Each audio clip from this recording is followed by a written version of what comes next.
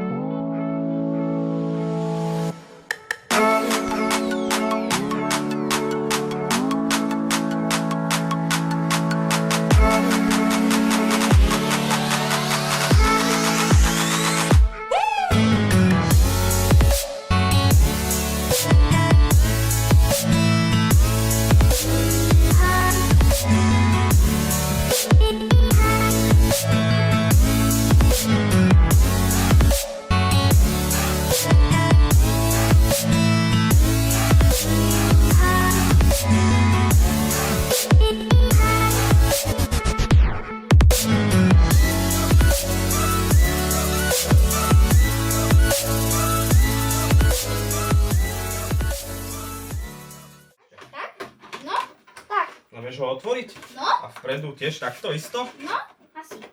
No tak. No super. Tak mohli ste vidieť toto autičko, jak krásne vyzerá, mohli ste ho voľako vidieť sprezentované na voľakom krátkom videu. Ako spomenul, na akom sa tak otvára? Karoséria? To isté si povedal. Max Slash. Áno, Max Slash. Karoséria sa otvára presne takisto, jak na Max Slashovi. Prvé, keď som rozbalil toto autička, videl som, jak krásne vyzerá, je parádne. Ja to hovorím pri každom aute, pri každom videu, lebo tie auta naozaj od výroby sú veľmi nádherné a veľmi krásne vyzerajú. Ale čo sa týka ďalej tohto auta, ja som už spomenul, že je to platforma od Rastlera, je to od Slashu, takzvané je to predĺžený Slash, má dlhší rázvor. Ale není to len to, že má dlhší rázvor. Ja musím pri tomto aute pripomenúť, už tie novšie edície aj Stampeda, aj Rastlera a tieto novšie edície už majú veľmi dôležitú vec, ale veľmi dôležitú. Tieto autička už majú lepšie polóosy, už majú tie tvrdšie polóosy a majú iné tie tehlice. Čiže ja, čo som mal Rastlera, aj mám Rastlera, som mal stále problém, už tú druhú generáciu Rastlera, kde boli tie polóosy trošku väčšie, jak pri tých základových, tých prvých Rastlerov, kde boli úplne tenké, jak mali šrobováčik, potom boli tie hrubšie, ale tuto už sú polóosy hrubé, jak na Maxovi. Takže to veľmi cením a veľa to určite vydrží, lebo tie stredné polóosy tam boli také, že sa rýchlo ničili, ale verím tomu, že tieto vydržia oveľa viacej. Čo sa týka tehlíc, tie sú tu už tuningová sada tehlíc pri tomto aute, čiže paráda a tiež cením. Pôvodné tehlice na Rastlerovi a na Stampede vydržali veľmi veľa, ale pokiaľ ste zachytili koleso, tak tie zadné tehlice až toľko nevydržali a zvykli sa urvať. Nestoja veľmi veľa, teraz neviem, či to je dobré, že boli trošku voľnejšie, alebo to je zlé na úkor toho, že tá sila sa bude potom prenášať zase do niečoho iného a zase budú odchádzať úplne iné veci. Ďalej, čo sa týka tohto auta, nemôžem byť stále len pozitívny, môžeme trošku skritizovať. Je to strašne veľké auto, je ináč, keď ho tam dám, tá karoséria sa tam trošku čudne dáva, nemôžem povedať, že nie, ale ide tam krásne, len trošku musíte hľadať ten smer, jak ju tam dať. Je to velikánske auto, to takto vidíte. A Traxas si asi trošku zo mňa robí srandu, lebo chcete tam dať voľakú väčšiu baterku a tam dokážete dať baterku len do 26, v prípade to otočíte a dáte tam len 23 baterku. Ja neviem, či to spravil naschvál, aby ste využívali len oficiálne baterky od Traxasu.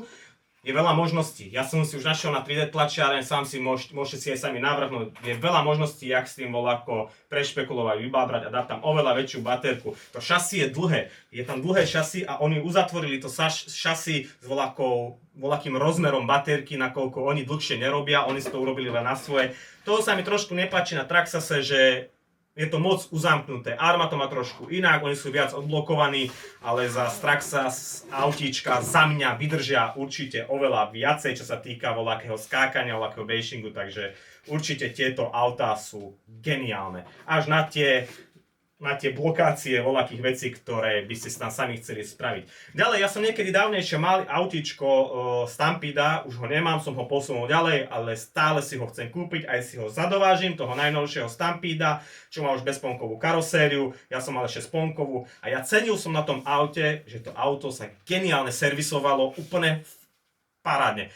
4 šroby vpredu, 4 šroby vzadu, zadná časť vonku, predná časť vonku, čiže paráda a mali ste samostatné šasy, zadnú nápravu a prednú nápravu, ktorá je malinká, ľahká a podobne, čiže paráda. Na tomto aute to je takisto, jak na Stampede, že dáte dole iba šrobík zo serva a tie 4 šrobíky z prednej časti nápravy a je to celé vonku. Na Rustlerovi to ide trošku ťažšie, je tam menší prístup kvôli tomu servu, tiež tam, ale dá sa to dať tiež jednoducho dole. Ja cením strašne túto platformu týchto aut. A ako vidíte, už koľko rokov táto platforma aut existuje a stále tam len zdokonalujú tieto autá, zdokonalujú. Samozrejme vidíte to na týchto poloosách, ako som povedal, a na týchto tehricách. Ja sa z tohto auta veľmi teším a je ináč, no ja ani nie, ale bude sa majiteľ tešiť, ale je veľmi som prekvapený, že to auto ľahučké, je veľmi ľahké. Ja neviem, či len tak pôsobí kvôli tomu, že má dlhší rázvor a není široké, ale podľa mňa je ľahučké, je ne? Ukáž, ako sa blíži. Prúži. Paráda. Taktiež ešte musím pripomenúť, je tu predné osvetlenie na prednej rampe a taktiež aj na zadnom nárazníku je už automaticky osvetlenie. A ešte, aby som nezabudol, pravdepodobne, nie som si teraz istý, môžete dať si dokúpiť ešte ďalšie osvetlenie semka na túto karosériu, ale inak je to parádne a už je tam to osvetlenie, čiže niekto sa z toho bude veľmi tešiť, že večer jazdí a podobne, ani nie tešiť a je to veľmi užitková vec, pokiaľ jazdíte večer a vidíte, jak je to auto otočené.